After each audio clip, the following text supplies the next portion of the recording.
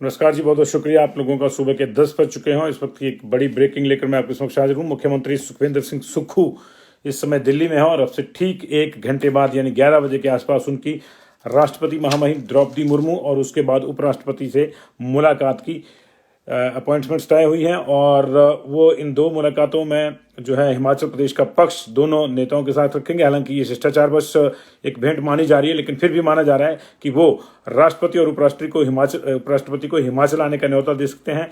मुख्यमंत्री की कल पीएम से भी मुलाकात है और उसमें भी ये उम्मीद की जा रही है कि वो हिमाचल प्रदेश के लिए एक मुश्त कोई आर्थिक पैकेज मांग सकते हैं, क्योंकि हिमाचल प्रदेश इस समय गंभीर आर्थिक संकट से गुजर रहा है। यहाँ तक कि कर्मचारियों को वेतन और भत्ते देने के भी लाले पड़े हुए हैं और प्रदेश पे 75,000 करोड़ रुपए का जो कर्ज है इसमें मौजूद है। इसमें 26,000 करोड़ रुपए पिछले 5 साल की जो बीजेपी की सरकार है उसने लिया है। ये सरकार भी जो है 1500 करोड़ का कर्जा लेने के लिए पेपर्स बढ़ा चुकी है। यानी कर्ज लेकर घी पीने की जो समस्या है हिमाचल प्रदेश की, उसको कैसे दूर किया जाए, इस पर मंथन उस टाइम प्रधानमंत्री ने जब नई सरकार आने पर कांग्रेस को बधाई दी थी, खासतौर से मुख्यमंत्री सुखविंदर सिंह सुक्खू को ट्वीट करके बधाई दी थी, तो उन्होंने ये भी कहा था कि वे हिमाचल के हितों की अनदेखी नहीं करेंगे और हिमाचल के हितों को वो सर्वोपरि रखते रहेंगे, क्योंकि हिमाचल से उनका अटूट नाता है। तो माना यह जा रहा है कि आज की जो मुलाकातें हैं राष्ट्रपति द्रौपदी मुर्मू से और उपराष्ट्रपति वेंकैया नायडू से, वो औपचारिक मुलाकातें रहने वाली है जिसमें राष्ट्रपति को हिमाचल आने का न्योता दिया जा सकता है। लेकिन कल की मुलाकात अहम रहेगी प्रदेश के लिहाज से और हालांकि वो भी औपचारिक मुलाकात है। पहली बार मुख्यमंत्री बनने के बाद उनकी मुलाकात होगी पीएम के साथ। पिछली बार वो 19 तारीख को उन्होंने मिलना था, मुलाकात तय थी, लेकिन 18 तारीख को वो पॉजिटिव आ गए थे कोविड प्रोटोकॉल के तहत, तो वो मुलाकात नहीं हो पाई थी। तो इस मुलाकात में प्रधानमंत्री से वो क्या मांगते हैं ये जो है देखना बहुत जरूरी है। तो इस वक्त की बड़ी खबर, मुख्यमंत्री दिल्ली में और अब से थोड़ी देर बाद जो है वो राष्ट्रपति और उपराष्ट्रपति के साथ मुलाकात करेंगे। हमारा इस पूरे घटनाक्रम पे नजर है और जैसे ही कोई इंपॉर्टेंट बात बाहर आती है तो हम आपको उससे शेयर करेंगे। अगली खबर का रुख करते हैं। राजधानी शिमला में आज सुबह सुबह एक दर्दनाक हादसा पेश आया है। संजौली के चलौंठी में एक राहगीर पर एक जिप्सी जाकर पलट गई।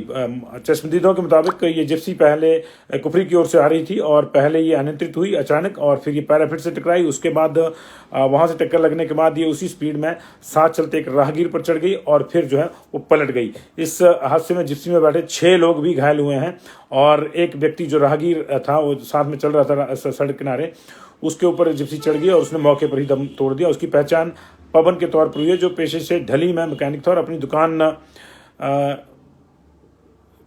से शायद स्कूटी पर जो है वो आ रहा था और पीछे से जिप्सी ने जो है उसको टक्कर मार दी और मौके पर भी जो है उसने दम तोड़ दिया। जो लोग घायल हुए हैं उनमें हर्ष 22 साल, पुरुषोत्तम 27 साल, अमन वर्मा 21 साल, प्रवीण 27 साल, ममता 35 साल और ज्योति 26 साल ये लोग हैं। ये चंडीगढ़ की जो है जिप्सी बताई जा रही है। CH01CF 9736 इसका जो है नंबर बताया गया है और पुलिस ने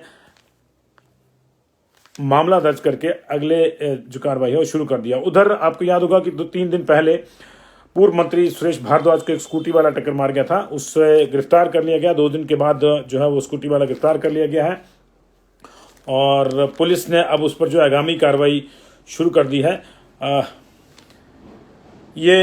इसकी पहचान जो है गोविंद कुमार निवासी गुम्मा चौपाल के तौर पर हुई है और शिमला में ये केमिस्ट की दुकान पे काम करता है।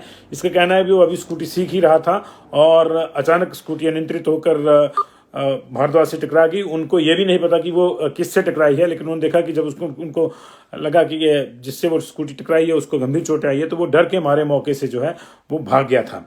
लेकिन अब पुलिस ने उसको इस मामले में, क्योंकि हिट एंड रन का केस दर्ज किया है 279-337 और 187 मोटर व्हीकल एक्ट के तहत, तो पुलिस ने अब उसको गिरफ्तार करके जो है अगली कार्रवाई के लिए जो है डिटेन कर लिया है। तो 3 दिन से वो जेर इलाज है सुरेश भारद्वाज, पूर्व मंत्री आईजीएमसी में। हालांकि उनकी हालत जो खतरे से बाहर बताई गई थी, पहले दिन से उनको गंभीर चोटें जरूर आई थी, लेकिन ऐसा कोई मामला नहीं था जो खतरे वाला हो।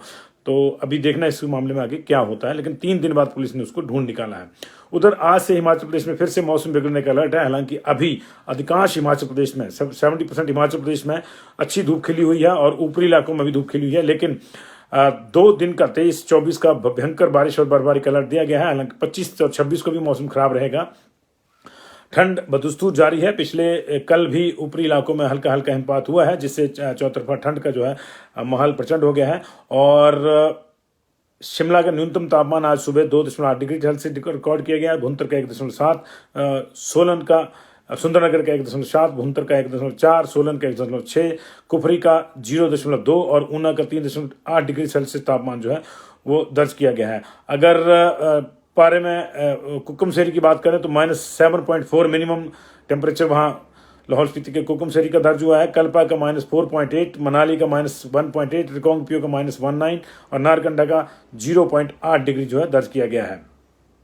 अगले 24 घंटों में अगर बात करें तो बारिश बर्फबारी के अलर्ट के बाद अलावा 4 जिलों में हिमखंड गिरने और बर्फीले तूफान की भी आशंका जताई गई है और उसके चलते अलर्ट जारी किया गया इन जिलों में। यह है किन्नौर, लाहौल स्पीति, कुल्लू और चंबा का पांगी वाला एरिया जो यहाँ पे है। लाहौल स्पीति के अगर बात करें तो टनल से निकलते ही, अटल टनल से निकलते ही सिस्सू, तांदी, गोंधला, इसके अलावा छतड़ू, लोसर, उदयपुर, दारचा इत्यादि में जो है हिमखंड गिरने या बर्फीला तूफान आने की आशंका जताई गई है। सासे ने यह अलर्ट जारी किया है। उधर किन्नौर के पू और कल्पा में हिमखंड खिसक सकते हैं, ग्लेशियर खिसक सकते हैं, इसलिए लोगों को जो है सतर्क रहने के लिए कहा गया है। और इसी तरह जो है पांगी किलाड़ वाले एरिया में ये आशंका जताई गई। करीब 70 जगह ऐसी हैं जिनको सेंसिटिव माना गया है कि वहाँ किसी भी समय जो है हिमस्खलन हो सकता है।